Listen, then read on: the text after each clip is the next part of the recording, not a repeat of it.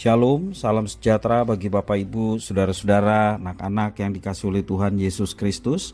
Berjumpa kembali bersama saya Pendeta Eka di dalam renungan firman Tuhan pada hari ini, hari Rabu 31 Agustus 2022. Sukacita dan damai sejahtera dari Tuhan Yesus kiranya menyertai hidup kita. Puji nama Tuhan. Sampai pada pembacaan firman Tuhan hari Rabu ini, yakni kitab Yesaya pasal yang keempat. Kiranya firman Tuhan sungguh memberkati hidup kita sekalian. Baik Bapak Ibu Saudara-saudara, anak-anak yang dikasihi oleh Tuhan, sebelum kita akan merenungkan bagian firman Tuhan yang hari ini kita akan belajar Yesaya pasal 4 ayat yang ke-2 sampai yang ke-6, kita akan berdoa terlebih dahulu. Tuhan Bapa di surga, di dalam nama Tuhan Yesus, terima kasih atas berkat anugerah Tuhan yang Kau nyatakan dalam hidup kami. Terima kasih atas kasih setiamu yang begitu nyata yang kami alami. Terima kasih Tuhan, biarlah semuanya ini menjadikan kami semakin mengenal pribadi Tuhan yang baik, menebus, menyelamatkan, sehingga sedapat mungkin waktu yang Tuhan berikan, kami dapat mengabdikan diri kepada Tuhan dengan apa yang dipercayakan Tuhan atas kami semua. Terima kasih Bapa. Inilah diri kami siap sedia untuk belajar firman Tuhan. Mampukan untuk kami dapat mengerti dan memahaminya. Lebih dari semua itu, Engkau menolong kami untuk kami dapat menerapkan setiap prinsip kebenaran firman Tuhan dalam hidup kami. Terima kasih Bapa, terpujilah namamu. Demi nama Tuhan Yesus kami berdoa. Haleluya. Amin. Yesaya pasal 4 ayat 2 sampai yang ke-6 saya akan bacakan. Ya, kita semua membaca keseluruhan ayat, tapi bagian ini yang menjadi perenungan kita. Mulai ayat yang kedua. Pada waktu itu, tunas yang ditumbuhkan Tuhan akan menjadi kepermaian dan kemuliaan, dan hasil tanah menjadi kebanggaan dan kehormatan bagi orang-orang Israel yang terluput. Dan orang yang tertinggal di Sion dan yang tersisa di Yerusalem akan disebut kudus, yakni setiap orang di Yerusalem yang tercatat untuk beroleh hidup. Apabila Tuhan telah membersihkan kotoran putri Sion dan menghapuskan segala noda darah Yerusalem dari tengah-tengahnya dengan roh yang mengadili dan yang membakar, maka Tuhan akan menjadikan di atas seluruh wilayah gunung Sion dan di atas setiap pertemuan yang diadakan di situ segumpal awan dan waktu siang dan segumpal asap serta sinar api yang menyala-nyala pada waktu malam. Sebab di atas semuanya itu akan ada kemuliaan Tuhan sebagai tudung dan sebagai pondok tempat bernaung pada waktu siang terhadap panas terik, dan sebagai pelindung dan persembunyian terhadap angin ribut dan hujan. Bapak Ibu Saudara-saudara yang dikasihi oleh Tuhan, apa respon kita ketika mendengar istilah kedaulatan Tuhan? Tuhan adalah pribadi yang berdaulat. Kedaulatan Tuhan merupakan hal yang tidak bisa diganggu-gugat oleh siapapun, karena yang lain tidak lebih kuasa daripada Tuhan yang Maha Kuasa. Ketika kedaulatan ini dikaitkan dengan umat perjanjiannya, maka hal itu menegaskan bahwa Tuhan memiliki otoritas tertinggi dan mutlak atas umatnya. Oleh sebab itu, Tuhan Allah ikut campur tangan dalam sejarah umatnya untuk mewujudkan rencananya. Dalam nubuatannya, Yesaya menyebutkan bagaimana Tuhan Allah yang berdaulat itu melakukan hal yang mendatangkan pemulihan dan kemurnian bagi Yerusalem. Hal ini terjadi setelah umat kembali dari pembuangan, dan Yesaya menegaskan bahwa Tuhan menumbuhkan tunas yang akan menjadi kepermaian dan kemuliaan. Tuhan pula yang akan membersihkan kotoran dan menghapuskan segala noda darah dari Yerusalem. Dia juga yang akan melindungi umatnya. Dalam ayat yang kedua, 4 sangat jelas dikatakan mengenai pemulihan itu. Yesaya menggambarkan bahwa Tuhan sebagai tudung atau pondok tempat bernaung dan perlindungan, serta persembunyian. Ayat 5 dan ke-6. Dari sini tampak bahwa Tuhan Allah berinisiatif untuk memulihkan keadaan umatnya. Ia yang mengupayakan segala sesuatu untuk mendatangkan kebaikan bagi umatnya.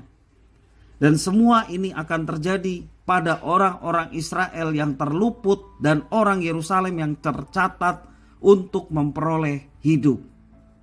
Artinya pemulihan bagi umat Tuhan bisa terjadi melalui proses yang tidak sederhana.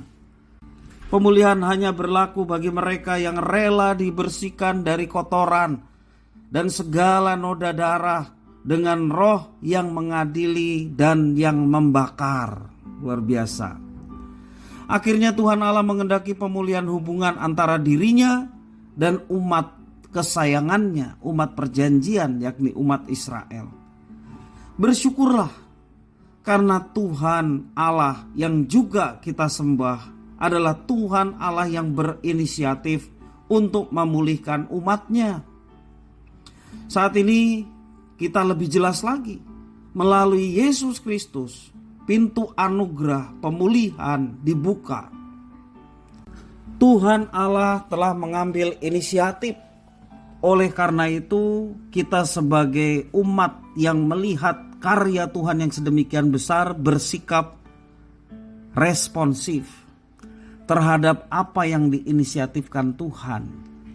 Kita tidak boleh berpangku tangan, hanya menyaksikan saja. Kita harus bertobat, itu reaksi yang utama. Bertobat dari segala dosa agar kita dapat kembali masuk ke dalam persekutuan kekal dengan Allah dan menyambut anugerahnya yang sedemikian besar bagi manusia. Bapak Ibu saudara-saudara yang dikasihi Tuhan, berita pemulihan firman Tuhan telah nyatakan, baik dalam perjanjian lama terlebih dalam perjanjian baru, yang secara jelas Allah datang menjadi manusia di dalam Yesus Kristus untuk menyelesaikan persoalan yang tidak bisa diselesaikan oleh manusia, yakni dosa. Oleh karena itu Tuhan yang memberikan pertolongan untuk pemulihan hubungan yang tadinya musuh menjadi sahabat, yang tadinya orang lain menjadi keluarga Allah, yang tadinya adalah umat yang lain menjadi umat Allah. Bapak Ibu saudara-saudara yang dikasihi Tuhan, mari kita terima pemulihan itu. Kalau Tuhan sudah menubuatkan pemulihan dan nubuatan itu telah terjadi ketika Yesus datang menjadi manusia dan tersalib, sehingga hubungan kita yang telah terputus karena dosa dipulihkan dan kita boleh mendapatkan kehidupan sebagaimana Tuhan telah janjikan. Kita mau bersyukur atas semuanya itu, dan rasa syukur itu dinyatakan, diimplementasikan dengan cara hidup dalam ketaatan akan firman-Nya. Implementasi yang lainnya juga, kita mau membagi berkat yang kita dapatkan, yaitu pemulihan di dalam Yesus Kristus, kepada orang yang belum mendapatkan pemulihan itu, sehingga sedapat mungkin ada orang yang boleh mengalami pemulihan yang disediakan oleh Tuhan. Dan pemulihan itu hanya ada satu jalan, yaitu Yesus Kristus. Bersyukurlah kita memiliki Yesus Kristus dan kita dimiliki oleh Yesus Kristus. Karena itulah kekuatan kita menjalani kehidupan, dan bagikan itu kepada keluarga kita, istri, suami, atau kepada anak-anak, kepada keluarga besar kita, kepada teman-teman kita, kepada siapapun yang kita kasihi, supaya mereka pun boleh mendapatkan kasih Tuhan dan hidupnya mengalami pemulihan. Kiranya firman Tuhan memberkati kita sekalian. Mari kita berdoa. Tuhan Bapa di surga, terima kasih firman Tuhan.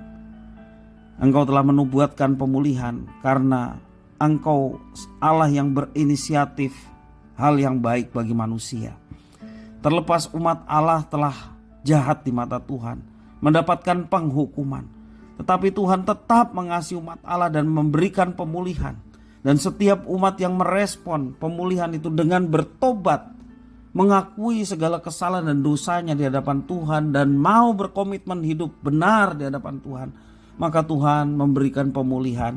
Demikian kami juga yang hidup di abad ini. Kami mau terus mengalami pemulihan.